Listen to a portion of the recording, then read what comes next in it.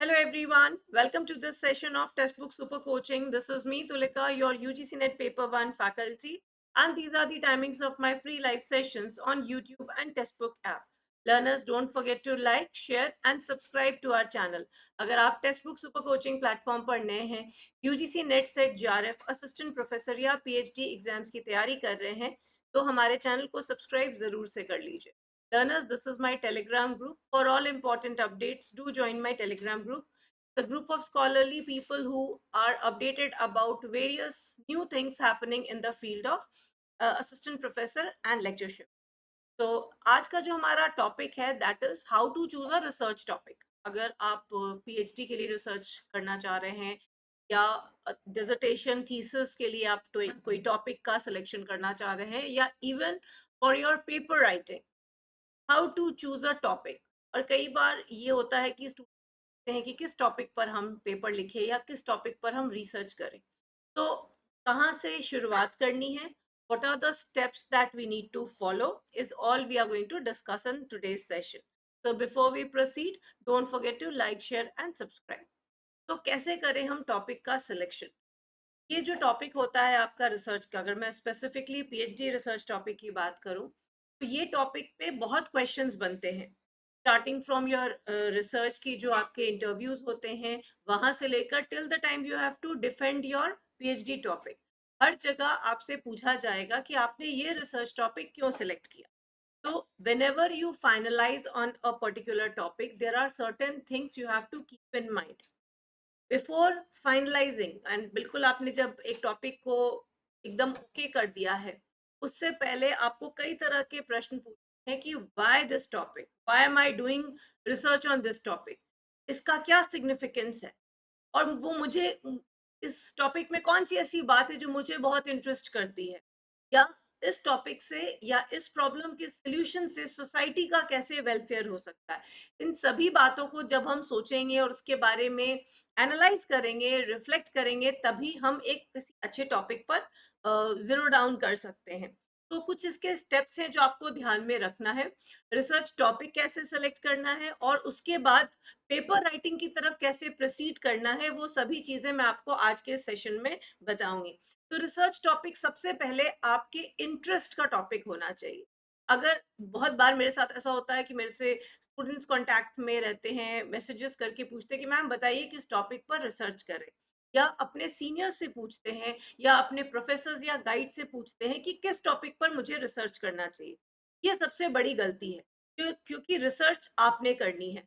Minimum 3 years and maximum, अब के हिसाब से अगर मैं बात करूं तो 8 to 10 इयर्स लग सकते हैं रिसर्च में, which includes your part time PhD. अब आप किसी मोड से भी रिसर्च कर रहे हो, चाहे full time researcher research scholar है या पार्ट टाइम, ये टॉपिक आपको अपने साथ 3 से लेकर 10 साल तक रखना है. तो ये टॉपिक का सिलेक्शन आपको बहुत केयरफुली करना है कि आपका इंटरेस्ट होना चाहिए कि आप इतने लंबे समय तक ऐसे एक टॉपिक को पढ़ सके जिसमें आप खुद इंटरेस्टेड हैं. अगर किसी और की बताए हुए टॉपिक पे करेंगे तो ऑब्वियस सी बात है कि कुछ दिन के बाद हो सकता है आपको बोर्डम हो जाए और आपका मन नहीं करे उस टॉपिक के बारे में और एक्सप्लोर करने का. तो बहुत बार ऐसा होता है कि कई बार को बीच में ही अपनी रिसर्च छोड़ देनी पड़ती है for many reasons, and this can also be one of the reason. तो बहुत केयरफुल 6 महीने आपको देने चाहिए कम से कम, अगर आप पीएचडी के लिए अपना रिसर्च टॉपिक फाइनलाइज कर रहे हैं. और अभी से अगर आपने प्लान किया कि आपने रिसर्च करना है, तो कम से कम एक ब्रॉड एरिया तो डिफाइन कर लीजिए, ताकि बाद में नैरो डाउन करना becomes easier. Right, so what are the steps which you have to follow. सबसे पहली बात, वो टॉपिक उठाना है जिसमें आप इंटरेस्टेड हो सकता है आपको कुछ एक्सप्लोर करने में अच्छा लगता हो, या किसी इवेंट को डिस्क्राइब करने में अच्छा लगता हो. आपका इंक्लिनेशन जो है वो टेक्नोलॉजी की तरफ हो सकता है, या हिस्टोरिकल एस्पेक्ट्स की तरफ हो सकता है. आप कोई भी सब्जेक्ट के हो, किसी भी डिसिप्लिन के हो, आपने टॉपिक वैसा ही चयन करना है जिसमें आपकी रुचि. कई बार हम क्या करते हैं, चूंकि हमारा पीएचडी से पहले पीजी हो चुका होता है, तो पीजी में हमारा एक पेपर होता है which also talks about area of specialisation. ठीक है, एरिया ऑफ स्पेशलाइजेशन में हम उस टॉपिक को पढ़ते हैं जो हमें ऑप्शनल के तौर पे दिए जाते हैं. तो मान लीजिए आपके पास 2-3 ऑप्शन है जिसमें से आपने एक पर्टिकुलर टॉपिक को एक पर्टिकुलर ब्रांच को लिया और उसे आप 6 मंथ्स के आसपास अपने पीजी के ड्यूरेशन में पढ़ते हैं।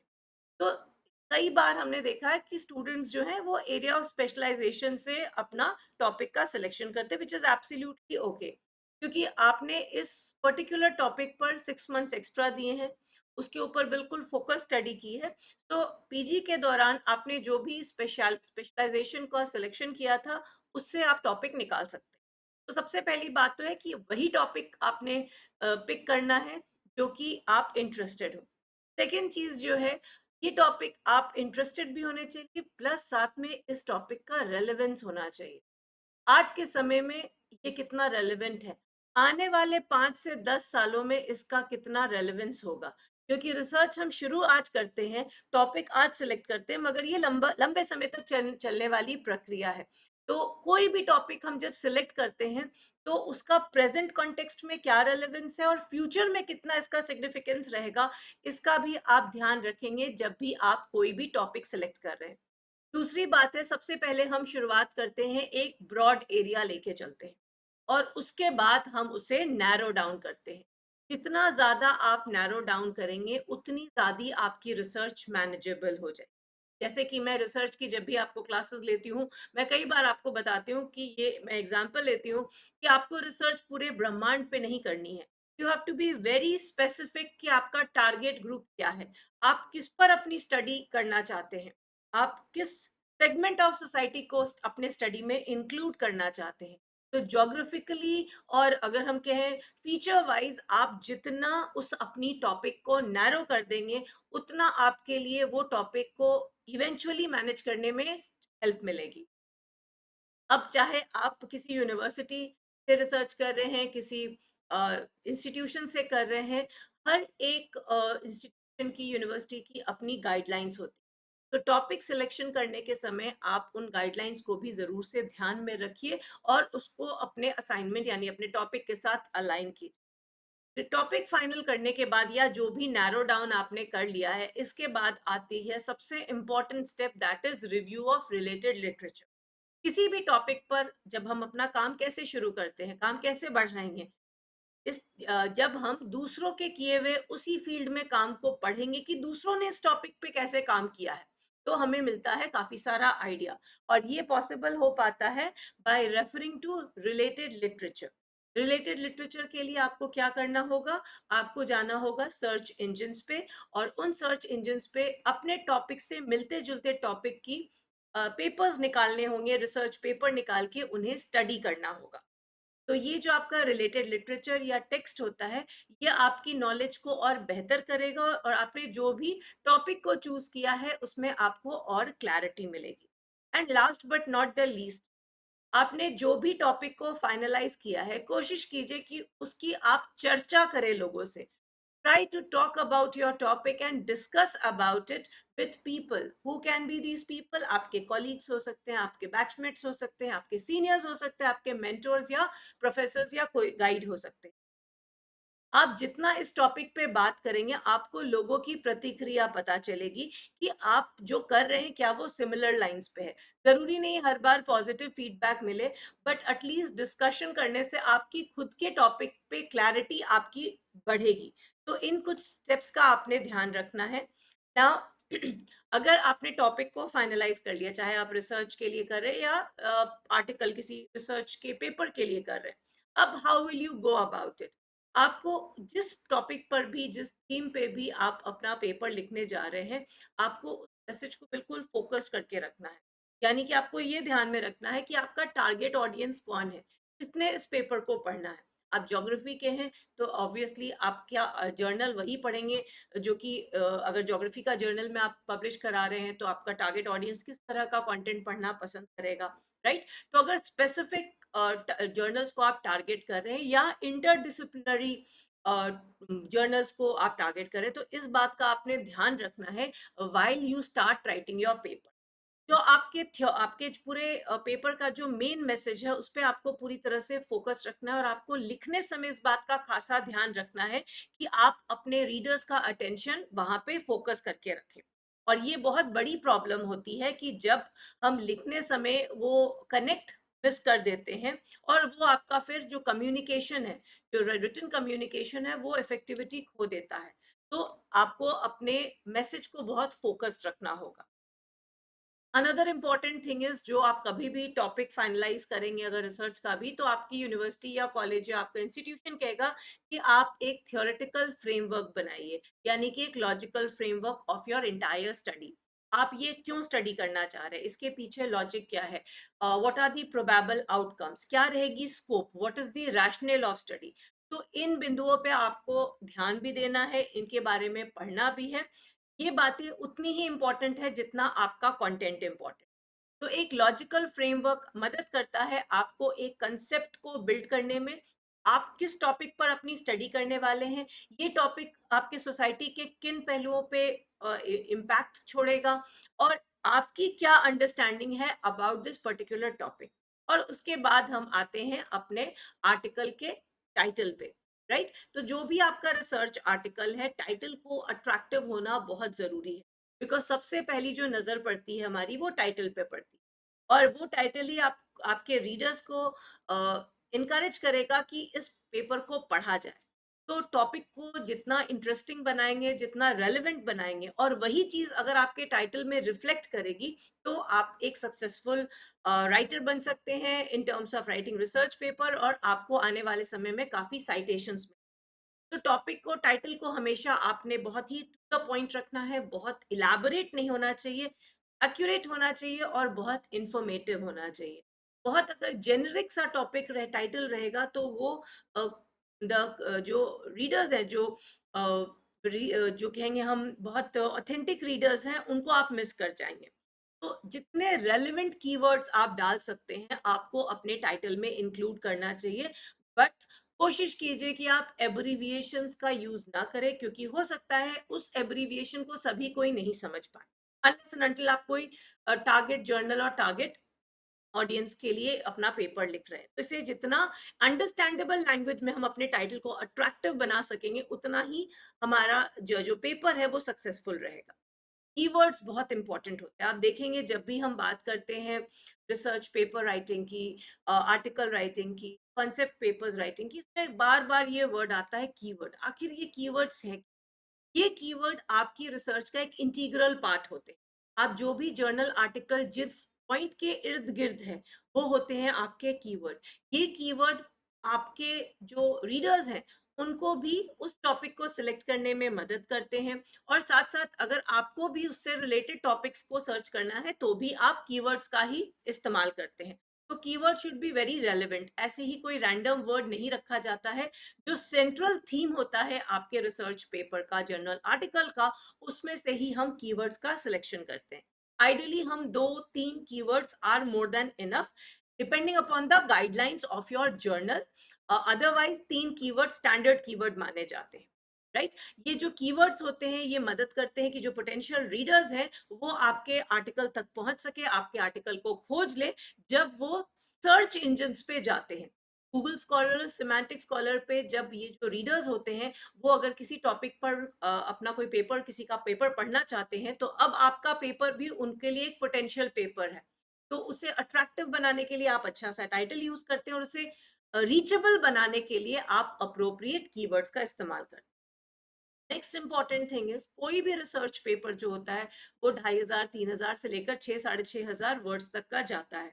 अब ये पॉसिबल नहीं हो पाता है हर किसी के लिए कि हम पूरा का पूरा पेपर पढ़ें। तो इस पेपर का एक जिस्ट देने वाला काम करता है एब्स्ट्रैक्ट।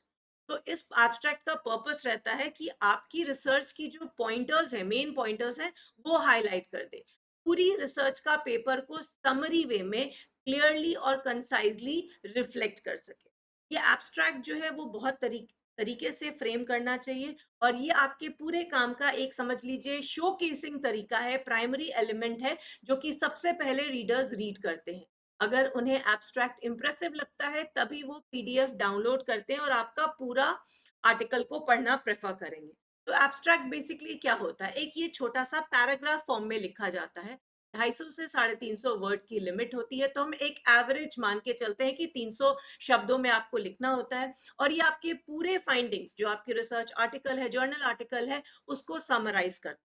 सो बेसिकली हम अपने एब्स्ट्रैक्ट में क्या चीज लिखते हैं, हम एब्स्ट्रैक्ट में ये लिखते हैं कि आपकी रिसर्च किसके बारे में, आपने कौन सा मेथड का इस्तेमाल किया, और आपकी क्या मेजर फाइंडिंग्स थी, यानी कि क्या हुआ आपके रिसर्च का आउटकम, राइट। और जैसे ही हम अगर रिसर्च पेपर लिख रहे हैं, तो जैसे ही हमने अपना एब्स्ट्रैक्ट खत्म किया, इसके बाद आता है आपका इंट्रोडक्शन। कई बार क्वेश्चन में पूछा भी जाता है कि इंट्रोडक्शन पहले आता है या एब्स्ट्रैक्ट, तो प्लीज रिमेंबर इंट्रोडक्शन पहले नहीं आता है, एब्स्ट्रैक्ट के बाद आता है इंट्रोडक्शन। तो introduction is basically a threshold, ठीक है। Introduction is basically a threshold, जो कि क्या बताता है, बैकग्राउंड बताता है, आपकी पूरी स्टडी का बैकग्राउंड, की कहाँ से शुरू होकर आप यहाँ तक पहुंचे। तो इंट्रोडक्शन जो है एक बहुत इंपॉर्टेंट पार्ट है आपके आर्टिकल राइटिंग प्रोसेस का। इंट्रोडक्शन में आप अपने टॉपिक को नई तरीके से इंट्रोड्यूस करते हैं, अपना स्टैंड बताते हैं कि आपका क्या थॉट प्रोसेस है उस टॉपिक को लेकर, राइट। और आप एक ब्रॉडर एस्पेक्ट पे अपने आर्ग्यूमेंट को रखते हैं, ठीक है। एक ब्रॉडर, यहाँ पे हम बहुत टू द पॉइंट नहीं लिखते, क्योंकि यहाँ पे हम थोड़ा थियोरेटिकल अंडरस्टैंडिंग बिल्ड करने का काम करते हैं। तो एक ब्रॉडर अकेडमिक फील्ड को डिफाइन करते हुए हम अपनी बातों को सामने रखते हैं। इसके बाद आता है आपके पूरे रिसर्च का मेन बॉडी। अब इस मेन बॉडी में बहुत सारी चीजें हो सकती हैं, डिपेंडिंग, हो सकता है आपका जो पब्लिकेशन है, जहां पब्लिश कराना चाहते हैं, वो आपको कुछ गाइडलाइंस देंगे कि आप ये चीजों को इंक्लूड करें। बट जनरली हम इंट्रोडक्शन के बाद जो लिखते हैं वो होते हैं हमारे, सबसे पहले होते हैं ऑब्जेक्टिव्स। ऑब्जेक्टिव्स बताते हैं आपका स्कोप ऑफ स्टडी, मतलब आपने किन किन एस्पेक्ट्स को कवर किया है अपनी स्टडी में, राइट। ऑब्जेक्टिव्स के बाद आप अपने मेथोडोलॉजी पे आ जाते हैं कि किस मेथड से आपने काम किया है, और उसके बाद आप सभी जो रिव्यू लिटरेचर है उनको, उनका आर्ग्यूमेंट देते हुए अपना पूरा पेपर तैयार करते हैं, जो कि आपका पूरी मेन बॉडी होती है। ये सारे मेन आर्ग्यूमेंट्स और उसको सपोर्ट करने वाले एविडेंस रहते हैं। हर एक पैराग्राफ में एक अलग थॉट और एक अलग व्यू पॉइंट होता है, और एक पॉइंट को दूसरे पॉइंट से आप लिंक करते हुए पैराग्राफ टू पैराग्राफ मूव करते हैं। फाइनली हम आते हैं कंक्लूजन पे। कंक्लूजन एक नटशेल में हम अपने रिजल्ट्स को इंटरप्रेट करते हैं, और साथ ही साथ सारे कॉन्सेप्ट्स को समराइज करते हैं जो हमने शुरू में दिया था, जो मेन बॉडी में कवर हुआ, जो ऑब्जेक्टिव्स में था, ये सारी चीजें कंक्लूजन में एक संक्षिप्त फॉर्म में आ जाती है, जो कि आप सबसे इंपॉर्टेंट से लेकर सबसे कम इंपॉर्टेंट सारी चीजों को हम इंक्लूड करते हैं। किसी भी चीज को कंक्लूजन में छोड़ा नहीं जाता है, कोई भी चीज बात आपने चर्चा की है अपनी रिसर्च में, आर्टिकल में, उसे आप कंक्लूजन में भी डालते हैं। Not only that, you also give suggestions future studies के लिए। आप जो अपने रीडर्स हैं उनको सजेस्टिव रीडिंग के लिए क्या बताना चाहते हैं, that is also include, right. Before we proceed further, learners, हमारे UGC NET December foundation batch 2.0 की classes are going live, and along with this course you get books which has theory as well as MCQ. You get live preparation and guidance session for both paper 1 and paper 2, which includes your PYQs and mock test series. Not only that, you also get special mentorship for PhD admission. Now the last but not the least, references and citation, जो कि बहुत important होता है। आप जब भी एक research paper लिखते हैं या रिसर्च टॉपिक थीसिस जो भी लिख रहे हैं, इसमें रेफरेंस और citations are very important. Citations आप कंटेंट के बीच में डालते हैं, और रेफरेंस आप एंड में डालते हैं। Reference and citation style has to be as per the guidelines of the journal और एज पर योर डिसिप्लिन। तो आपको अपने हिसाब से, अपने टॉपिक के अपने सब्जेक्ट के हिसाब से रेफरेंसिंग पैटर्न को फॉलो करना है। और जब भी हम रेफरेंस लेते हैं, यानी कि लिटरेचर रिव्यू का जो रेफरेंस लेते हैं, उसे बहुत पुराना नहीं लेना है। आइडियली 5 years एंड अबव तक पीछे जाना है, सो दैट आपका जो टॉपिक है वो काफी रेलिवेंट लगना चाहिए, और आपके रिसर्च क्वेश्चन यानी आपके टॉपिक से मिलता जुलता होना चाहिए। आप जब भी ये अपनी रिलेटेड लिटरेचर को सर्च करते हैं, तो उसमें हेल्प करने के लिए आपके ये सारे सर्च इंजिन्स होते हैं: Google scholar, semantic scholar, Como search, dimensions AI and research rabbit अभी के समय के सबसे टॉप 5 रिसर्च के सर्च इंजिन्स हैं, जो कि आपको हेल्प करेंगे रिलेटेड लिटरेचर को सर्च करने में। And these will help you, these papers will help you to build up your research paper. I hope you have developed a good understanding of कैसे research topic को finalise करे, topic finalise करने के बाद कैसे किसी आर्टिकल पे काम करे और किस तरह से साइटेशन और रेफरेंसिंग का काम करे. So, in case you have any doubts, do mention in the comments so that I can collect them and take it in my subsequent session. Don't forget to take note of the classes timing and don't forget to like, share, and subscribe. For any subscription related courses, you can contact us. Thanks for watching.